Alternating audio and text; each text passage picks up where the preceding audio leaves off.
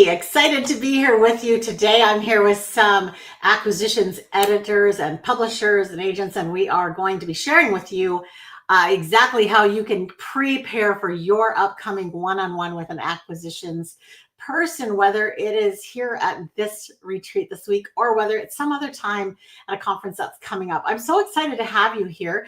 We are going to just one by one add our guests here. I'm going to pull up a few that are here right now, and just so you guys can see who's coming, then we'll get going. So welcome. I'm going to welcome Victoria's my right hand over here, and Hello. so excited to have you here. Michael Clausen, you are from Illumify, and welcome to you. Thank you very much. Jen Defoe Turner, you are with Abundance Press. Yes, thank you. Welcome. And Sherry Langton, you are with Bible Advocate. Welcome to you guys. I think we have one more coming here, but we'll just see how this goes as we go. So what we're going to do right now, I think I'm going to start with Michael, and I'd like you to introduce yourself to us. And then also, if you would just share maybe a couple stories, experiences that you've had during one-on-ones with people, either online like we're doing right now or in person at a conference, some things that you saw that worked and some things that maybe went a little wrong. The goal here being to help each of you writers to really rock your one-on-one when you have that opportunity. So I'm going to hop off and you take it away. Okay. All right. Thank you so much, Marnie. So I was a pastor for 28 years, kind of fell into the Christian publishing in 1997 as a ghostwriter, and the book I worked on became a bestseller. And I've been doing that ever since. I stepped away from pastoral ministry about 10 years ago to focus on publishing. And the calling is the same. I believe that transcendent books change the world. That's really what moves me. I want to partner with authors in changing the world. So I'll start out with a negative story because it's kind of funny. And this was probably in the last year. A well-known best-selling author had sent somebody our direction, and I talked to this woman, and she said, "I've written a book about heaven." I'm like, "Well, I love books on heaven." I said, "Tell me more." She said, "Well, my husband died 3 years ago," and she said, "I started meeting with a medium, and through the medium, I learned about my husband's experiences in heaven." And I said, "Well, I wanted to be gentle with her, but I said, I don't think we're the best fit for you because it doesn't really fall into Christianity." So anyway, it was kind of and I still hear from her because we're all about being kind. But for me, and not all of our books are Christian, although 85% of our books are Christian, but they need to come under the umbrella of Orthodox Christianity. And that didn't quite fit. So we didn't work with her. So we vet authors on, partly on how easy they're going to be to work with, how open they are to collaboration. We're all about collaboration. I believe that when we bounce ideas back and forth, we get a better product. So I'll tell you one success story. I had an author who was a landscaper. He's a believer. And he came to me, he says, "I've written a book of poetry, a book of poems." And so we worked with him and ended up putting together an amazing cover. It was called Dancing DNA. Had a picture of the Aurora Borealis and a man standing up north, and it was the full spread from the front cover to the back cover. And we did some special formatting with his poetry. And like I said, he's a landscaper. Well, about 3 months ago, he posted on Facebook that he got hired to teach poetry at a local community college. And the book got him in the front door. And I honestly believe the front cover probably did more than anything to help get him in to teach. So a good book brings credibility and authority to the author. A well done book. And so anyway, those are two examples of things that work well for us. But we're all about collaboration. I run my company a lot like I worked as a pastor. We're very relational, and I find a lot of satisfaction, a great deal of satisfaction, just becoming friends with our authors. So anyway, short about our company. I love that. I love that. So one of the things that is jumping out to me, I have to tell you guys that I've written 14 books, and I have gone through some some traditional publishing and the rest individual indie publishing.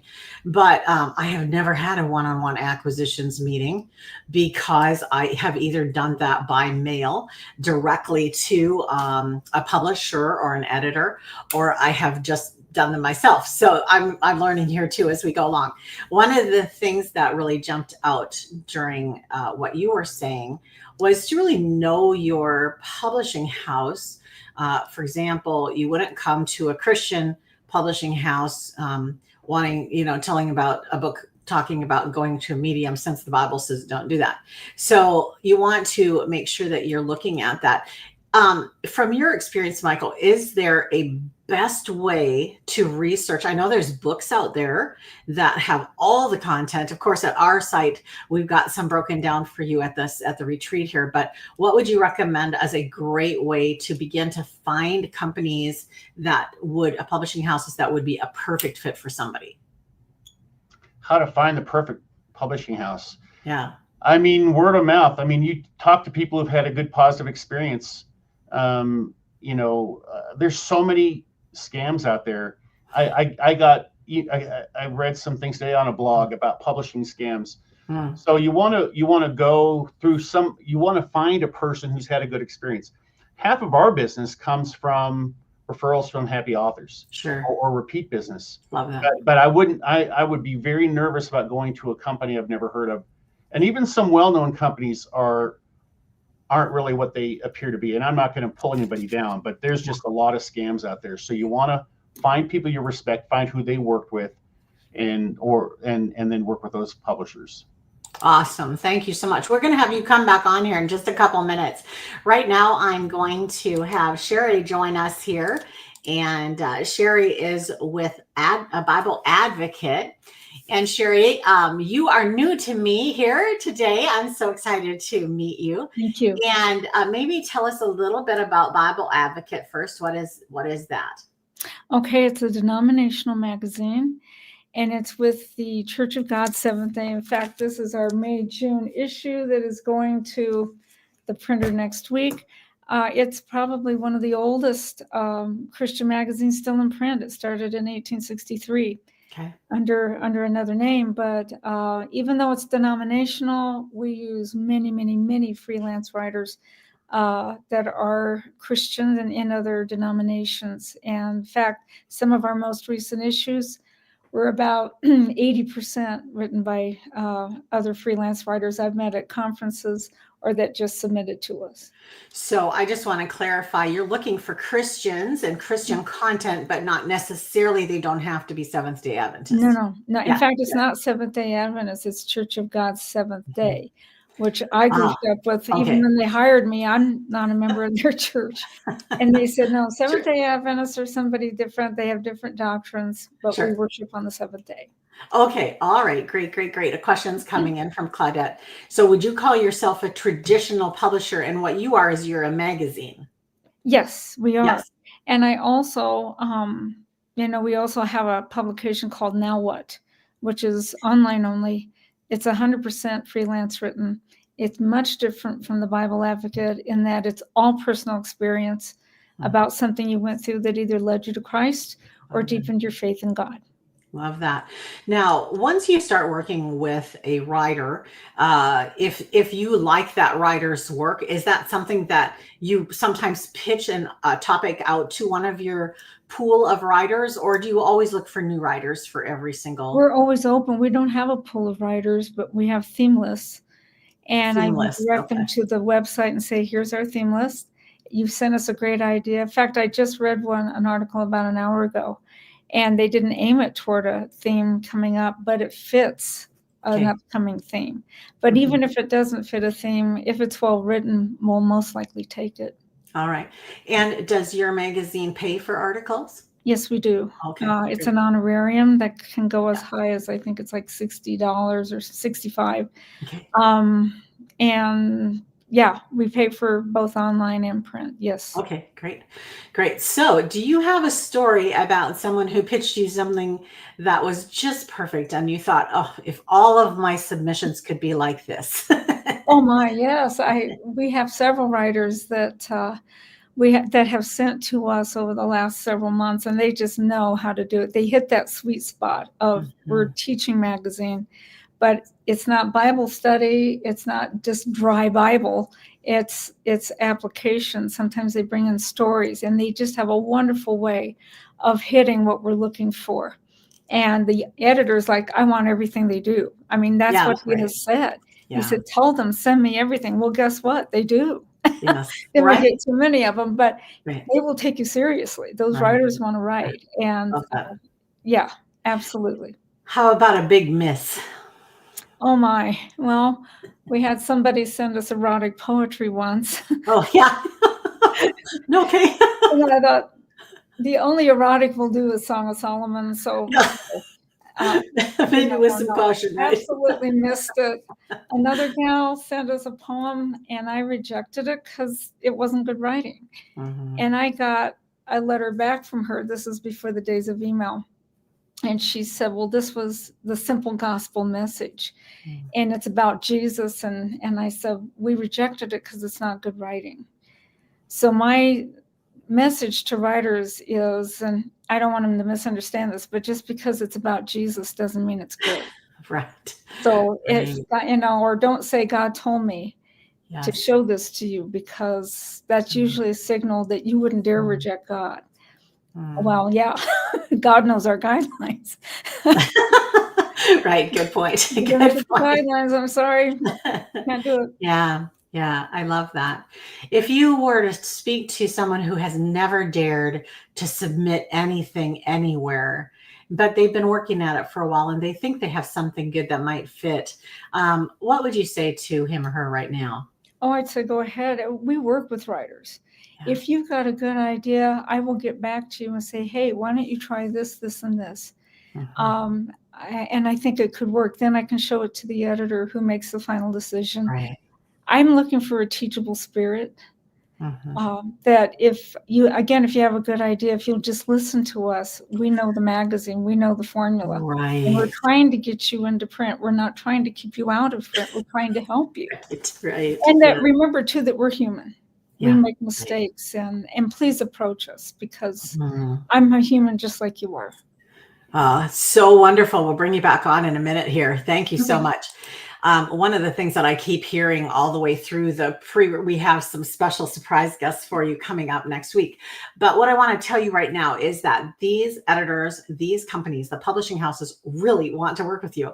They are looking for great authors, great writers to work with. So I'm excited that you're here and that you're doing the groundwork, the legwork to actually go into a one-on-one and have a successful meeting. Welcome now, Jen Defoe Turner, Abundance Books. Welcome to you. Thank you for having me. It's great to be here. Yeah, so you guys are looking, you guys do children and adults books, and you're looking for writers who, maybe describe to me real quick your favorite idea of a writer to work with. So we actually prefer working with new and emerging authors. So we reserve 75% of our traditional contracts for new and emerging authors. So a new and emerging author to us is somebody who has 5 books or less. And you could be anywhere in that process, just starting. You could be publishing your 5th book, but also we would not turn you away if you were a New York Times bestseller. That's what we like to say. Good. I am actually going to give you the stage right now, my dear. I'd like to hear from you one big win and one lesson that we can learn. Awesome. Well, first, let me share a lesson learned. I got up one morning to go to my email, as all acquisition editors do, because that's where we find most of our meetings. And there was an email there from somebody, and it said, "Here is my story. Do with it what you will. If I make any money, just let me know." Please don't do that. Your story is not going to go anywhere. It's not going to be read. It is going to be deleted. So please, when you take the time to reach out to an acquisitions editor, make sure that you come prepared, even in that first initial email, whether it's a query or the proposal itself. One of the wins, there's been so many wins, but one of my favorites is I was at a conference and we were in 15-minute appointments. And as I was sitting there with this author, it was just like a hand and glove match. And by the time she got up, I had offered her a traditional contract. We have just released her book. It's called Making Your Message Memorable by Peg Arnold. And it was just incredible. So that's a little bit about a win and a loss. All right, wonderful. Thank you so much. I'm juggling a couple balls back here behind the scenes. Thank you, Jen. Awesome. All right, so what I'd like to do here, Victoria, if you have a question that has come in, let's go ahead and tackle a few of those questions or comments. And we can either pull up, let's see, I'm going to put you up here. Jen, I'm going to put you down for just a second. I'm going to set you down like a good book for a minute. I'll come right back to you. All right. So Victoria, Claudette. Okay. And here is the question. Okay. For Mike. Okay. For Mike, are you a traditional publisher? So let's just pause here for a moment. And Mike, can you start by telling us the difference between a traditional publisher and a non-traditional publisher? Right. So traditional publishing, they pay for everything. And they pay royalties. Takes about 18 to 24 months for your book to hit the market. Self-publishing, you do everything yourself, and you can turn around pretty quick. Usually the quality in self-publishing is not very good because you need a team of people to surround you and guide you through the process. We are in the middle. In fact, I like to say, if self-publishing and traditional publishing had a kid, that would be us. So we're a hybrid publisher. Hybrid, the author does, at least in our approach, the author pays for the services, but we have a team of people who average about 25 years plus in traditional publishing. So we know where the bar is set. So your book looks, feels, reads like a HarperCollins or a Simon & Schuster book. So we do pay royalties, about $350 a book, which is about double what you get in traditional publishing. And we can turn around your book from manuscript to published book in about 3 months. Awesome. Awesome. I'm going to pull, thank you so much, Mike. I'm going to pull Jen back up here to answer that same question, if you would, for Abundance Books. Yeah, sure. We are actually the same. We are a traditional and a hybrid publisher, and we do both. And we actually take our authors, some from conception right through to published manuscript through the Abundance Book Publishing Academy. And we have a marketing coach that walks with them for a year afterwards. Wow. And so Mike was saying earlier that you really have to be careful when you are approaching hybrid companies or self-publishing companies. You want to make sure that they have a reputation. You want to make sure that you can look at their book, look at the quality of their book, look at what are they producing. It's really important to ask those questions. Absolutely. Love it. Love it. I'm going to bring Victoria on for a moment too. Jen, welcome back, Victoria. Jen, one of the things that you mentioned during your piece was Peg Arnold's new book that came out. And I know, Victoria, you were involved in that release, the release party portion of that. And of course, because I know Peg over at womenspeakers.com. So why don't you talk to us about that for just a moment before we take this next question? Because once the book comes out, that's a whole nother thing. Yes. And some publishing houses are going to help you more than others. So maybe Jen answer first, and then Victoria, any thoughts you have? Yeah, for sure. Some publishing houses, they put all the marketing on the author. Some will partner with you. Some will, they have paid for services. At Abundance Books, we try our best to walk alongside our authors and to support them in any way that we can. So we do a press release when the book is out. We try to be at the launch parties. Now, not everybody's schedule always aligns, but we do try. And we do the Facebook and all the organic ads and everything like that. But once your book is out, a whole new set of work begins. Mm-hmm. And we need great people like Victoria who know how to do that well. Well, thank you. It was such a pleasure working with Peg, and it was a pleasure working with Abundance Books. You talk about how once the book is launched, but really you have to start thinking about this months before. So what I like to talk about with people is marinating your message ahead of time. So I'll give you an example. I'm working on a book about my daughter's story.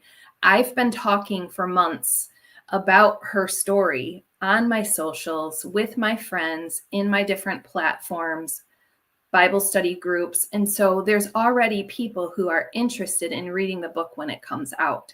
So we are actually on Marnie's virtual writing summit that's coming up next week. I'll be teaching a class on that, or I'll be doing a session on that for marinating your message, launching like a pro. And then once the book is ready to release, there is a handful of things, takes a few weeks, that you want to do. You want to have a team. You want to create some interest in the book. And it's just so much fun because the team helps you to promote your book. They're all excited to get it because they've anticipated it already. And then you put that team together, and we out on socials, we all share, and it's just a lot of fun promoting. And it's so neat when you get to the reviews, because you get to then help the authors with reviews on their books, and it brings their levels up in Amazon. We've seen bestsellers because of the help with launch teams. And so it's just really, it's needed to get the message out. And for a lot of authors, it's not as much the importance of being a bestseller so they can have that label. It's so that Amazon will help the algorithms to show their books more. And what does that mean? It means their message, their important message that God has given them, gets out there for more people to read. Love that. Love that. And of course, you're helping us with the contest here for the Virtual Writers Retreat. If you haven't already registered as an affiliate, do that now and get in on that contest. We're having fun giving away $50 a day and get to give away a grand prize on next Thursday of over $500 value. So excited about that. Okay, Victoria, what's the next question we've got coming up here? So we have a question from Patty. Do you need an agent to submit? I am going to pull you guys all up on here for this, and let's have some input from each of you. So let's start with Jen. No, you do not need an agent to submit to us. You are more than welcome to send us a book proposal and a query, and we will respond. And then Mike, yes or no? And also, what do you see as the value of an agent? No, you don't need to go through an agent to come to us. Send us your manuscript, and I can take a look at that. I look at probably 150 manuscripts a year, and that's sufficient. An agent. So agents, if you want to get into traditional publishing, you have to have an agent. It's the whole publishing industry. Traditional publishing works on relationships. If you don't have a relationship with a traditional publisher, they're not even going to look at your manuscript if you send it in.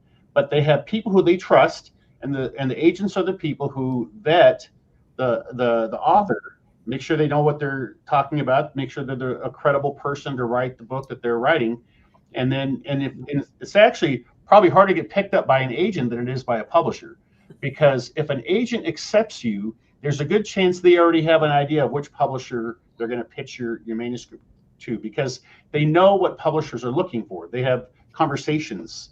Often these agents used to work for traditional publishers, and so usually as editors, so they know what they're looking for. So if you want to go that route, let me just give you some advice about agents. Agents, first of all, and I love them. I have an agent.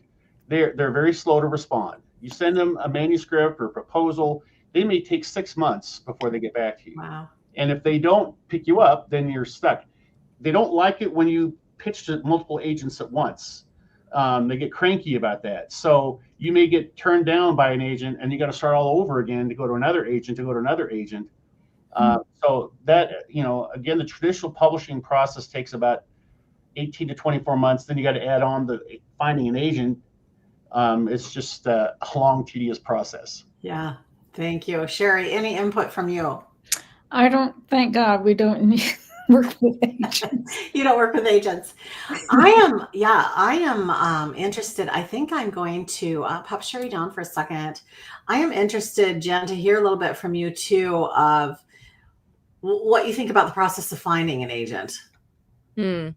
I think Mike hit the nail on the head when he said it's a relationship. Mm-hmm. Your agent you need to trust your agent. Your agent is going to be the one representing you. And so that relationship really needs to be solid, and it needs to be tight. They need to be able to trust you, and you need to be able to trust them. And so when you find a good agent, don't let them go. I have a question. So I have a question, and I don't have a clue the answer, neither might you, but how many agents are there out there in the Christian market? Is this something, I know of a couple, Blythe Daniels and a few others, but are there just a lot out there or not that many? There's a bunch out there. The Christian, what is it called? The Christian Market Writers Guide. Okay. Which actually Steve Lobby, who is an agent, he owns that imprint, or that book. They will list agents in there, and I would only go through agents that are listed in the Christian Market Writers Guide. It's updated every year.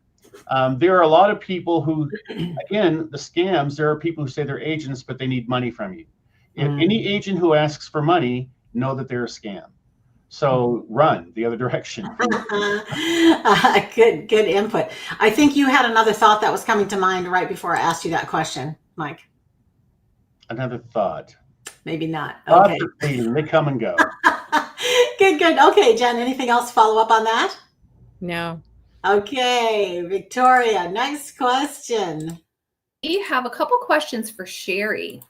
Okay. From Angela. Sherry, are you looking for writers for either publication? Yes, but especially for Now What? Because we always love good stories, well told, using fiction techniques, and I think I have enough stories to go through August. So yes, especially Now What?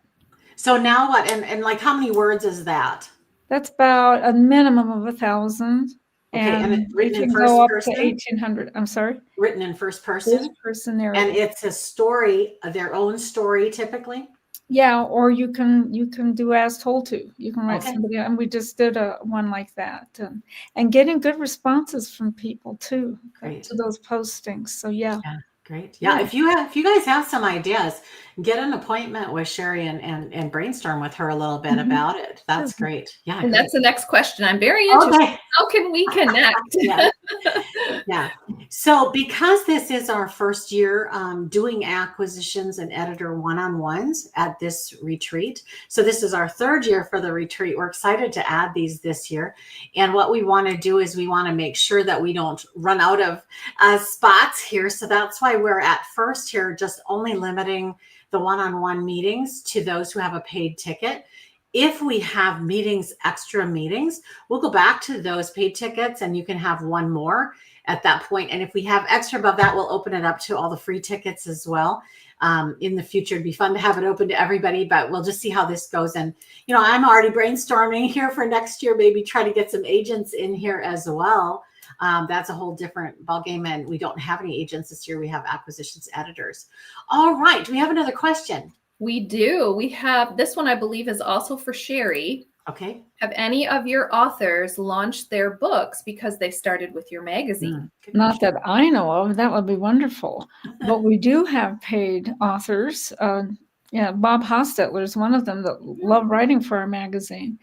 And what our editor loves about Bob is say, hey, I need something on this. And Bob, I'm not kidding you, within 24 hours. And I said, is this First Rights? He said, yes. I went, you're kidding. You did it that fast? And it's boom. Just so we have a lot of published writers who, and it's a good way, like we say, to build your platform. Your name's going to get out there. We're going to give you a link to your website, talk about your book, boom, and you're out there. Yes, that is. We're in something like 80 countries too. So keep that in mind. That is one way. When I was talking about marinating your message, that is one way that you can do that, by writing articles, because people start to get to know you. They start to get to know your voice and your writing. And so if you do have a book that you're working on, that's a perfect way to start, by submitting articles with the same theme that can weave through your book. Yeah. And great writing practice as well. Shorter lengths is a great way to tighten up your writing and make sure that you're able to express things the most succinctly and excitingly as possible. All right. Do we have any other questions? Well, I have a question. Okay. That I think that new authors might be thinking, and Sherry mentioned it. She said first rights. So if someone could explain that would be great. Because I think some people. Yeah. Sherry, let's let you take that away. Describe to the listener what first rights is exactly. Okay. Yeah, there's just all kinds of confusion about that. And as a matter of fact, when people submit to us and they don't include any of the requested information we have, like your contact information and what are the rights you're selling, people have no clue what rights are. And I have a link to, I think it's called Writing World, that gives a lot of detailed information about rights and what they are. So somebody will write back and say, I give you the right to publish my article. That is not right. First Rights gives us, the Bible Advocate or Now What, the right to publish your story first. So that means it hasn't been published anyplace else. And some people would say, some publishers will say, well, if you put it on your blog, that's technically appearing to the public first, so we take second rights or we don't take it at all. So, if they don't take second rights or reprint rights, you're out. So you really got to watch your market. And if you put it online, just in a blog or even say an email blast, some of them might consider that first time. We don't, because we're such a small publication. So first rights means nobody else has done this before. We're going to publish it first. Then the rights revert to you and you can do it as a reprint. So we don't hold those rights. We don't buy all rights. Guidepost does. I think Christian Living buys all rights. So you got to be careful of your market. Are you willing to give all rights over to this publication?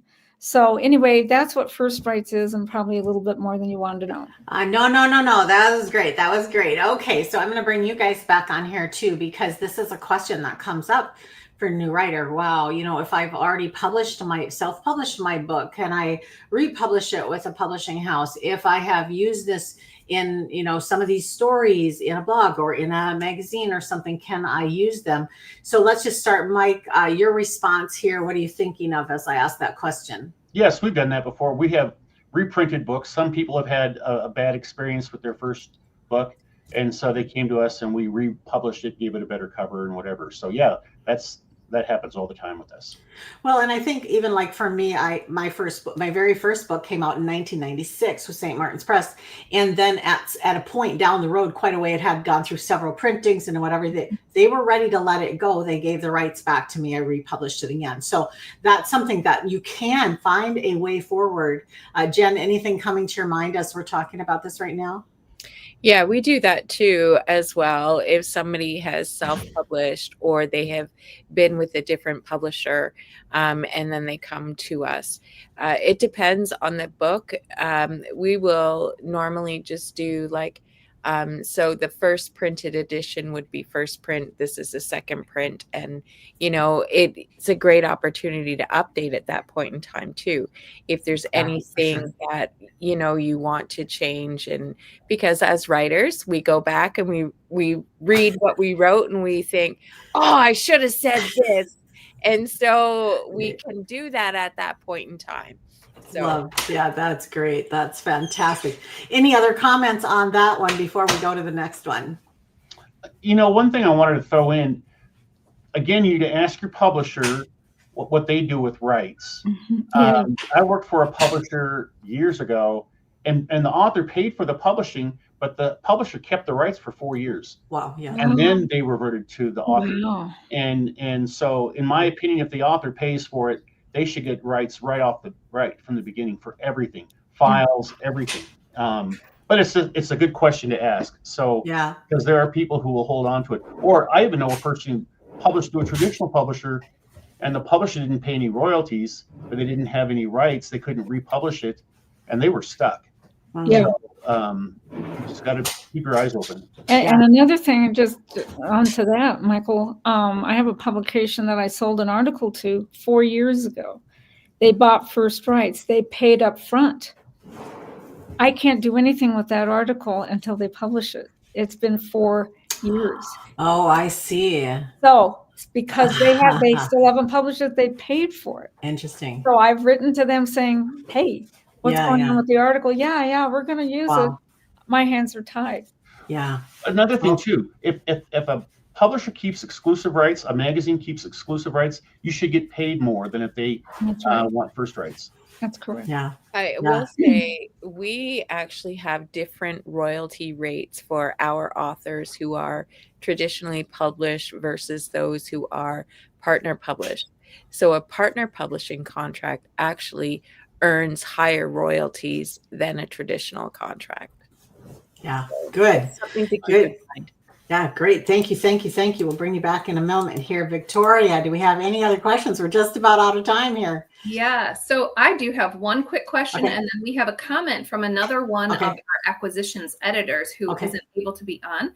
But my question is, when you talk about this, so I have an article that I put in Guidepost, and I asked the question, and I was told if I rewrite it, and it's not the exact article, that I could use it.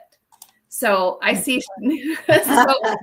Yeah, because I had an appointment. I was at another online conference last summer, and I had an appointment with one of the Guidepost editors, and I think that came up in his workshop, because Guidepost, what I have heard from another writer who writes for them, is that they'll basically buy your idea and they write it.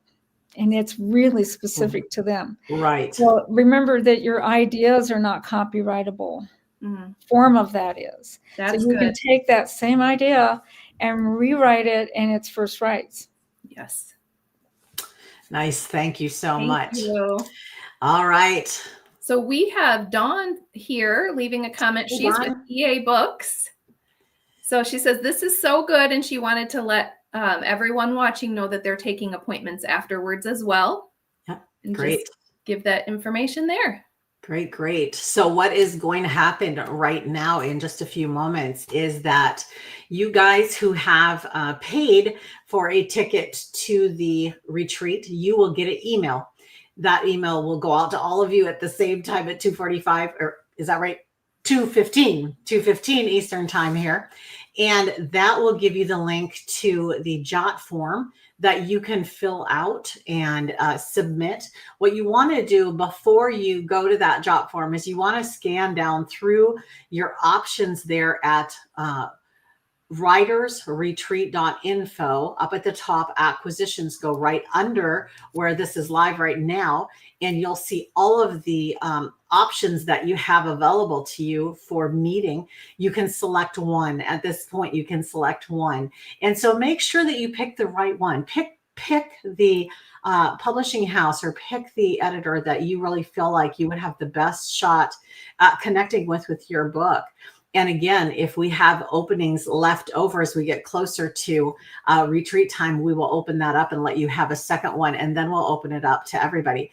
But I know that this is very exciting. It's exciting for me to get to offer this. I mean, good grief, I've always know that this is available at all the conferences I've ever been at, to sit with the acquisitions editor, and I'm super excited to get to offer it here online. I want to bring you guys back in one more time. Oops, sorry, I keep you there, Victoria. Mm-hmm. All right, and I'm just going to go around. We've been chatting here for a little while. I just wonder if anything else has come to your mind, to an input, a tip, a strategy, something that would help a writer to really rock that one-on-one. And whoever wants to start first, just raise your hand and start talking.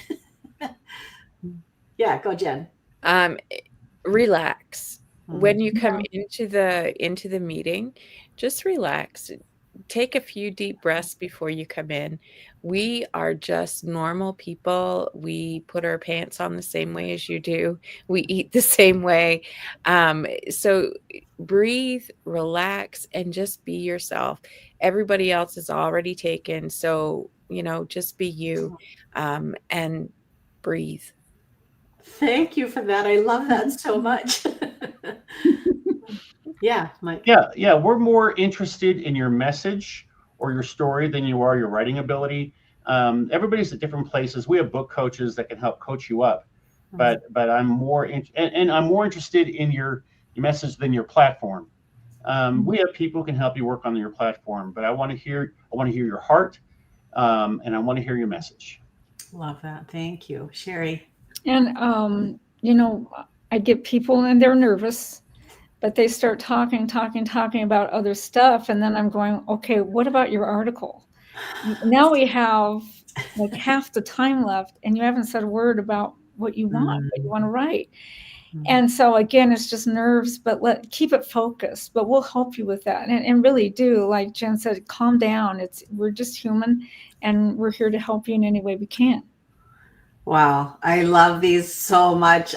When we talk about focus, so Sherry, you brought that up. At what moment in the interview would you like to hear about their idea? After you've chatted a few minutes, do you want to hear it right out of the gate before the 5-minute point? What are you thinking? I would say so pretty soon. How long are our appointments? Are they 15? 15? Mm-hmm. I would say like within the first 5 minutes, we get the throat clearing over. Yes. But give me some time to respond to it too, because and I get nervous around editors too. When I'm at conferences, I'm this, even though I'm a writer and I've been in this 36 years. I once had a flight home with an editor, and when he saw me at the airport, I thought, I can't talk to you. I can't talk because you're with Decision Magazine. And he wasn't like that. It wasn't him, it was me. So just calm down. And if you can just get the stuff over maybe in 5 minutes, and then we can spend the rest of the time trying to help you out. Marnie, the scripture is coming to me. Submit to the Lord whatever you do and your plans will succeed. I feel like prayer and asking for Holy Spirit guidance too with who you work with is so important, because God knows and he doesn't want to set you up for failure. And so I think if we listen to when we're building the relationships, and then also be just as thankful for closed doors as you are the ones left open, because God knows. He knows where the good fit's going to be, and he knows the team that you would work with and who you will work best with. And so I just want to say, don't get discouraged if there is a closed door, and just know that God has great plans. And even if God doesn't need publications to do what he wants to do. I once had a greeting card ministry, and I just printed it up at home and sent it out to my church. He doesn't have to have a publisher to get your message out. Amen to that. Wow, thank you guys so much for being here. This was just fantastic. Mike and Jen and Sherry, thank you so much. Thank you. It was fun. Yeah, good. Okay, and Victoria, we are going to go down now and go ahead and you guys watch your emails. This replay will be available on the acquisitions page all the way through the retreat. If you know of a writer who needs to see this, just send them over. There's no cost to watch this replay. All of the retreat sessions are free while they're live, or you can grab the kit and get the whole thing, all the replays and the workbook and all of that in the one-on-ones. All right. Thanks for being here. Watch your email right now if you already have a ticket. And if you don't, you can go grab one right now. Thanks, Victoria. Thanks, you guys. Have a great day. Thank you. Bye-bye. Bye-bye. Bye.